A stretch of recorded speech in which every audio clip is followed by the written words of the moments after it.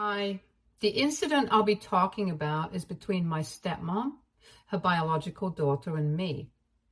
I, 25, female, have been living with my stepmother, Mary, 45, female, since I was 5. My biological mom was an alcoholic and extremely abusive to me.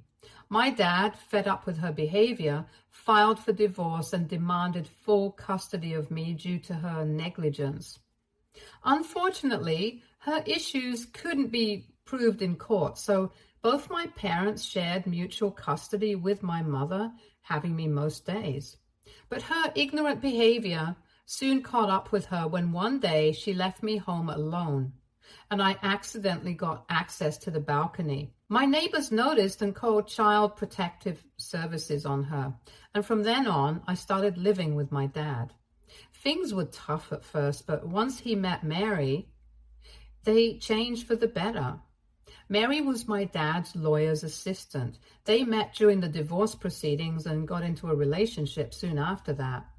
Mary was herself a divorcee and had a daughter, Jane, who was 2 years younger than me. Jane suffered from a neurological condition and was in a wheelchair permanently.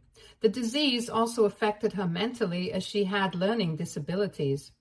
I met Mary and Jane when I was 4. At first, it was a bit awkward because I had been pretty closed off to strangers due to my biological mother. But Mary understood my situation and took things slow, helping me to open up more with time. I grew extremely close to both her and Jane in a matter of weeks, and that's when my dad decided to marry her. Their wedding, as far as I remember, was very personal, with only my grandparents and Mary's parents present. I used to call her Mary before the wedding, but I've called her Mom ever since. Things started to get better for us from that point on, as Mary opened her own practice and my dad, who was a construction worker, opened a construction company. Soon, his business boomed, and from that point on, we never faced a day of adversity in financial terms. Both Jane and I went to the best schools and had good lives. I always considered Jane my sibling, helping her with whatever she needed and standing up for her whenever necessary. Even Mary felt like the only mother I had since childhood because she had always been there for me. I have been extremely grateful to her all my life because she was the reason I was alive and thriving, and I have never failed to show it to her. We moved to a much better neighborhood when I started high school, and that's where I met my boyfriend, Ryan. Ryan lived 2 blocks down and was my classmate. We started going to school together once we realized we were from the same area and became good friends. He used to visit my house quite often and got along well with everyone, especially Jane. He was one of the few people she was comfortable around, and we all had a lot of fun together. By the end of last year, he asked me out and I said yes. When I told my family about this, everyone seemed happy except for Jane. From that day on, Jane frequently became irritated with me, and we didn't talk much. Mary saw Jane's behavior and blamed it on her recent medication change. I understood and decided not to talk to her much to avoid fights and give her stress. So Ryan and I applied to many colleges, and we fortunately got into the same one, which was a pretty good school. Everyone was overjoyed at our achievement, and Ryan and I couldn't be happier. Jane was still kind of distant with me, so I decided to talk to her before I left and sort it all out because, after all, she was family. After talking for hours, I realized by the way she talked about Ryan that she had a crush on him. Everything made sense, but I wasn't going to trade my boyfriend to sort things out, so I decided not to touch the topic at all. Jane and I got to okay terms before I left, and I was satisfied with that.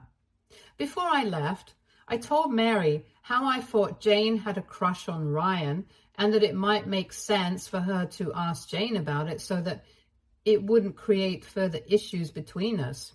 She assured me that she'd take care of it and let me know that I always had her support. I got emotional at the thought of leaving my mom, and we both cried a little in the kitchen. A few weeks after this talk, I left with Ryan to go and set up my college dorm room. The next 4 years were great academically. I learned a lot, was a topper in most subjects, and bagged a few internships before my peers. I was overall doing well. My relationship with Ryan, on the other hand, wasn't at its best. We had been having issues since the beginning of college and were on and off for most of the time. I also heard a few rumors that he had cheated on me, so by the end of college, our relationship was pretty much hanging by a thread. Our history. We both mutually decided that we should take a break for some time to gather ourselves together. I went back home to take a break after my degree for a few months and told my parents about the breakup. They weren't as surprised as I had thought, but that didn't seem fishy. Jane was also about to finish high school and asked if I could get Ryan to talk to her because she was planning on adopting the same major and needed guidance. I was a little hesitant about calling Ryan so soon after our breakup and suggested some of my friends from the same major, but she insisted she wanted to talk to Ryan only. So I decided to keep my feelings aside for Jane and texted him. After talking to her, Ryan called me and let me know that Jane was being extremely flirtatious during the call and that he wasn't interested in her like that. I told Mary about it and she said that it shouldn't be an issue for me because Ryan and I were broken up. I didn't think much of it after that. A few years later, Jane was about to complete college and I was working, still staying at my parents' house. I bumped into Ryan while grocery shopping and he was doing well, settled and enjoying life. We got to talking and met again a few times for lunches and brunches. We eventually ended up rekindling our relationship, and a few months into it, he asked me to marry him, to which I obviously said yes. The news of our relationship wasn't welcomed as expected by Mary, and Jane's disdain was understandable too. But it was the news of my engagement that wreaked havoc at my house. Jane threw a huge tantrum, which led to her having an anxiety attack, and she was taken to the ER. She was fine, but due to her predispositions, the doctors asked us to take good care of her and not introduce any stress. After discussing it with Mary and my dad, we decided that it was best for me to move out. I moved out soon after the incident and used to come home on weekends. Jane had now made peace with my engagement and was pretty excited about the wedding. She was originally going to be my maid of honor, but after her reaction to the engagement news, I decided to let her be a bridesmaid. Everything was going well with everyone, especially Mary, who was trying to be a part of every small detail of my wedding and was also paying for half of it. I couldn't have been more thankful to her for everything and even mentioned it in my rehearsal dinner speech 2 days before my wedding. On the night of my rehearsal dinner, everyone was drunk beyond measure, and Mary asked if she could talk to me in private. I thought it was going to be a mother-daughter catharsis, so I suggested we both talk in my room. I hadn't expected what was about to go down. So Mary sat me down and began telling me how grateful she was to have a child like me, making me emotional. She continued that she had similar wishes for Jane, but that was a far stretch, and began to cry. I consoled her, and she asked me if I loved her. I said yes. Then she asked if I owed my life to her. It was an absurd question, but I answered with a yes again. Upon hearing this, she stood up and asked me for a favor. And when I asked what it was, she said that since I owed her everything I had, she wanted me to share a little of it with my sister, Jane. I was confused and asked what she wanted me to share. What she said next was way beyond normal. She said that I, in comparison to Jane, had a way better life, whereas she was surrounded only by a few, one of whom was Ryan. She claimed that she had known about Jane's attraction towards Ryan since childhood, but didn't do anything about it until we broke up after college.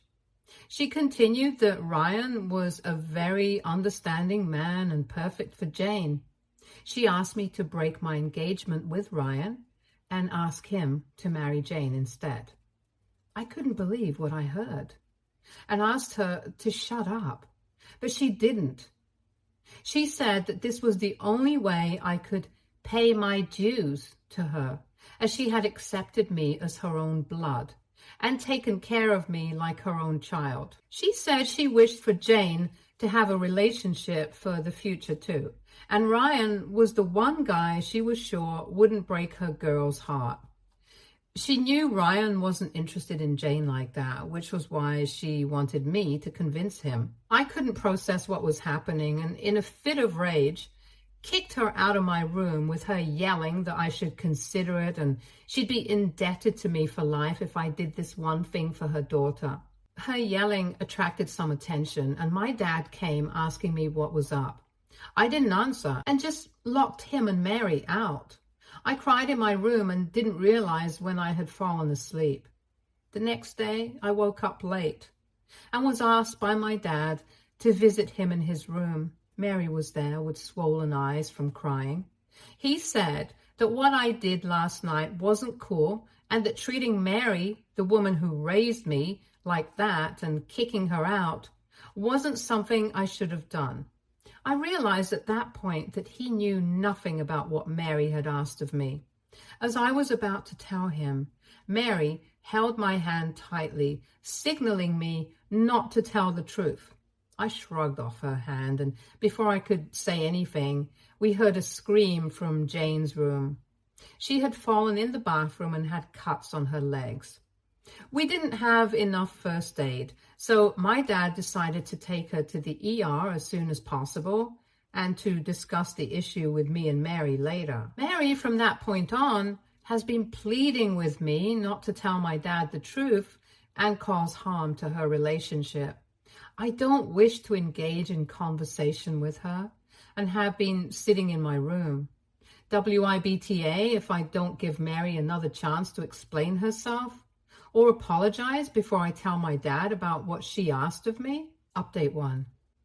Hi, thank you everyone for such a kind response. I did initially realize that Mary was at fault, but I doubted myself after my father tried to intervene. I have also decided to take advice from the comments and will be telling Ryan first before my father. Also, some people have been asking how I wasn't aware of her intentions beforehand when I knew Jane had a crush on Ryan. The thing is, everyone, including Ryan, thought it was an innocent crush and nothing more.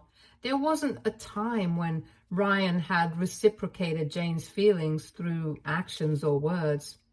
But I think I should have been more careful with the cues, because one thing that I now think of as weird is that during my dress shopping, Mary also decided to get Jane a wedding dress to fulfill her wish of seeing both her daughters in wedding dresses, as it might have been difficult for Jane to find a husband due to her condition and people's unwarranted prejudices.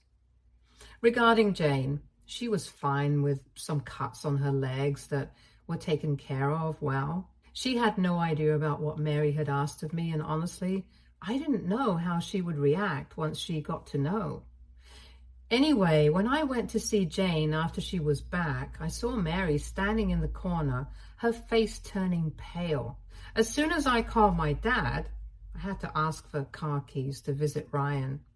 Mary fainted on the spot, and thinking I might rat her out, I helped her to the bed, and Dad decided to stay beside her, silently blaming her condition on me. I didn't have time to explain anything to him and immediately left after taking the keys to the car. I am writing this part after I have met Ryan. So I went and asked Ryan to meet me in my car to avoid unwanted attention. He realized from my voice that it was serious and came down rushing. I told him everything that had happened last night and made him aware of the fact that maybe Jane's little crush wasn't so little after all. He was more shocked than I was because He had respected Mary a lot for being an excellent woman and such a caring mother to me. He said that such a big revelation would lead to a lot of unpacking, so the best option would be to stall the wedding for a few weeks. He made it very clear that no matter what happens, he has my back and is willing to elope if that's what it takes to be with me. He wanted to be there while I told my dad about this, but I asked him not to, as it was a family matter first. He agreed and asked me to call him immediately after I was done telling, and meanwhile, he would announce to his side of the guests that the wedding was going to be postponed due to some personal issues. As happy as I was to have someone like Ryan around me, I was still scared because this whole scenario could lead to sour relationships with my dad, who had always been there for me since day one. I had already lost a mother yesterday and was not up for losing a dad as well. Update 2. So a lot went down after the last update. I gathered all the courage I could and went back to tell my father about it. Mary opened the door and let me in, but she didn't look as stressed as before. I entered the room and saw my dad sitting on the bed with Jane lying down. He looked angry and asked me to take a seat. He told me that he knew what had gone down last night and was extremely disappointed in me. I asked him what he was talking about, and he told me that Mary had told him how I berated her last night, saying that she wasn't my real mother and that Jane wasn't family, so I didn't wish to have them at the wedding. According to my dad, when Mary tried to calm me down, I told her that I didn't want her disabled daughter spoiling my wedding pictures. I couldn't believe how cunning Mary was. I tried to tell my dad the truth about her, which he was duly shocked by, but he said that this was a case of my words against Mary's words, and there was no way for him to believe either version as the truth. So maybe we should sort it out for now. Jane was constantly saying how her mom's side of the story was correct, and now I was sure that Mary had told her daughter the truth and asked her to play along. I very clearly told my dad that the wedding had been postponed because I didn't care who he thought he was telling the truth. But it was absolutely unacceptable to me to have someone who had tried to emotionally manipulate me into giving up the love of my life. Mary intervened and quickly said that she wanted to apologize if she had done anything wrong while raising me and wished for our relationship to get a second chance by being a part of my wedding. My dad was also insisting that I move on and let the wedding happen smoothly because a lot of money had been spent. But I decided not to pay heed to their requests and moved out that very day.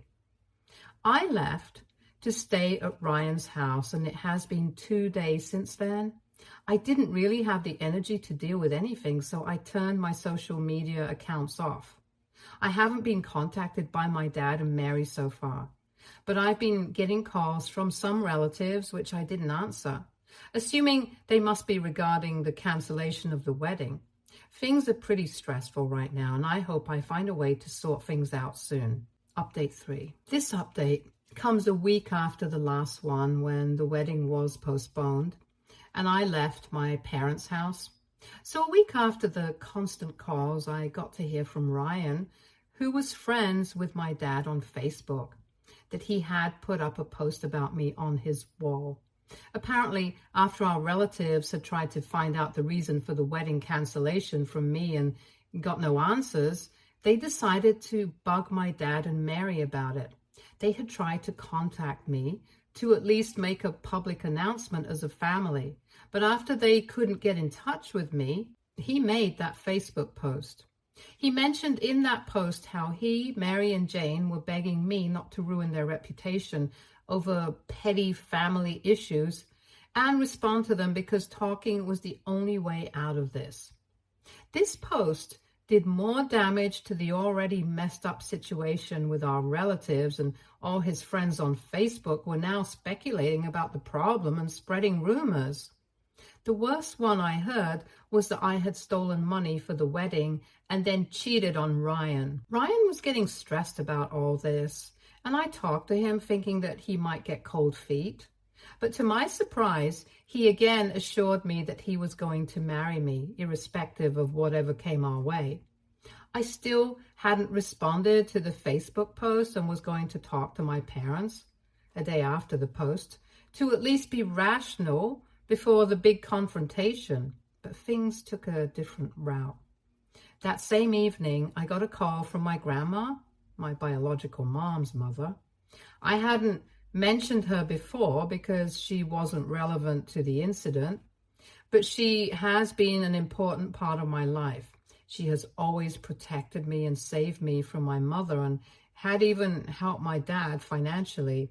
She usually didn't involve herself in our matters, but her intervening in this incident meant something big had happened. Apparently, she had gotten wind of everything and directly confronted my father about it. He told her what he believed was true, Mary's version. Grandma trusted me and felt something was fishy, so she decided to talk to me about it next. She told me she knew how much I loved Mary and Jane, and there was no way I would have considered them not my family. I got emotional at the possibility of someone from my family finally believing my side and told my grandma everything. She said she couldn't believe how vile Mary was and how I was saved from her ill intentions due to her being under the influence. I told her how I feared losing my dad, and she asked me to talk to my parents first while she tried to find a solution. The next day, I decided to go back to my house and talk to my parents. I was blamed over and over again for making a spectacle of our family. I was honestly done with them within just a few minutes and asked if I could have a moment alone with Mary. We went to the other room and I asked why she was doing this to me when all my life I had loved her. She said that whatever she had said was something she had been feeling and never wished to burden it on me. She asked me to forget about it all as a mistake and move on from it. I said that her losing control and asking so much of me wasn't acceptable at any cost, and I was going to stand by the truth no matter what, which led to her warning me of the consequences. Hearing this, I went outside and asked my dad one last time if he would even be willing to believe my version of what Mary had asked of me. He said what I was blaming Mary for was very serious, and it wasn't possible for him to believe something so vile about the woman he had loved for so many years. He couldn't believe his own blood. But anyway, I had gotten my answer and I stormed out of their house. The next thing I hear is that they have been telling people that I have abandoned them, so they were going no contact with me as well. I knew my grandma must be up to something. So Ryan and I will be visiting her in her country home this weekend. Update 4. I'll start this update with some good news. Once Ryan and I had reached my grandma's beautiful house, she suggested that since my parents had created such a messy situation, we should consider eloping and getting married in her backyard instead. Ryan thought of it as a good idea and called his folks to ask for permission. They were very happy about us getting married, so the next day, my grandma called her local priest and Ryan and I were married. He announced the news to everyone via his Facebook. The post did get a few comments, but we decided to check them out once we were back home. My dad and Mary had also seen the post and recognized the background, so they began bombarding my grandma's phone with calls and texts. My grandma replied back to my parents, who were acting so desperately, and reminded them that they were the ones who had gone bad-mouthing me. So they shouldn't be surprised by this now, and ended the conversation. After the event, I told my grandma what happened at my parents' house and asked if she had planned to do anything. She asked me what I wanted, and I told her very clearly that after Mary's so-called threat, I wished to expose her in front of my dad, assuming Jane already knew what her mother was up to. My grandma then revealed the plan to me. She said she had this huge chunk of alimony money from her divorce back in the day, and she would spread the news saying that she was going to give all that money to me to start a fresh life after my parents had abandoned me. According to her judgment, she was sure that my dad and Mary would both want a share of the money. and she'd pretend to give it to them if Mary confessed, saying that she had evidence otherwise because I had accidentally called her that night. I was married to the man I loved and had a family with my grandma, so I had nothing to lose and decided to give this a shot. The next day, my grandma called my dad and let him know that she was going to give me her money because they had cut contact with me. Just as she expected, they were shocked and wanted to talk in person, so my dad, Mary, and Jane were at my grandma's house the next evening. They congratulated me and Ryan, but nothing much happened after that. My grandma had decided to have a talk with them the next day. As everyone was done with dinner, Mary asked if we could talk privately. She began talking about how my life was finally at peace with me getting married without the drama and with all this new money. I asked her what her purpose for the private conversation was because I didn't wish to engage with her unnecessarily. She said that whatever she had done that night was extremely inappropriate. I asked her to say what she did because I wanted her to feel ashamed of herself after spoiling my dynamic with my father and maybe Jane. She apologized very clearly for asking me to leave Ryan and convince him to marry Jane instead. She continued, saying it was all her motherly instinct and that is yet again the reason we were having this talk.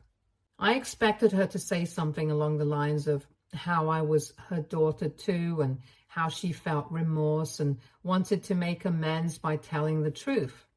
To the contrary, she told me that the kind of money I had now could help Jane settle and get a better future. I didn't cut her off and let her continue. She kept trying to convince me to give half the money I had to Jane because I could earn more, whereas life was already tougher for Jane. And now, with the love of her life married to me, this was the least I could do for her. I didn't say anything to her and began looking at the kitchen door behind her. I don't know how, but it must have been God's will that halfway through the conversation, my dad had come looking for us and he decided to stay quiet and listen to what Mary was saying. She didn't realize he was right behind her because she was too busy explaining herself to me. As soon as I looked at my dad after she was done, she realized he had been there the whole while and what a blunder she had committed. Mary tried to cover up whatever was said during the conversation and instead revealed a lot more about how she had known all this a while and was doing this all for Jane. My dad immediately called Jane and asked her if she knew about all this. Looking at the stressful situation, she realized it was best for her to tell the truth. My dad turned towards me and began apologizing for not believing me in the first place and told Mary and Jane to leave the house as soon as they could the next morning because he had a lot to think about. Mary tried pleading, citing Jane's condition, but Dad wasn't willing to hear anything. I asked my dad to go and rest in his room because this was a lot to take in. Ryan escorted Dad, whereas Mary and Jane decided to stay in another room, at least until they left. No one offered them any sympathy, and we could tell Mary had seen it coming. I cried that night thinking about how bad things had gotten and how we were a happy family just a few months ago. Ryan consoled me, saying that he was going to be my real family from now on. The next day, Mary and Jane left, and my dad left 2 days later. After apologizing to me a lot for not trusting me in the first place, I told him that his doubt about me might have hurt our relationship and that we should take it slow from now on. He looked dejected, but agreed to give me some space. Ryan and I also left the same day, thanking my grandma for all that she had done for me. I asked her to come and stay at my place for a while and she might visit next summer. Update 5. Since a lot of you have been asking about what happened with my dad and Mary, I'm here writing this update 4 months later. So my dad decided to divorce Mary, but still wanted to stay in Jane's life if she wished, which Mary denied. Mary had tried a lot to win him back, but it didn't work. She never apologized to me for everything she had put me through. Her justification was that whatever she had done was for her child, and hence it was okay. I was just happy that I wouldn't have to deal with her anymore. Stay tuned for more stories from Argo.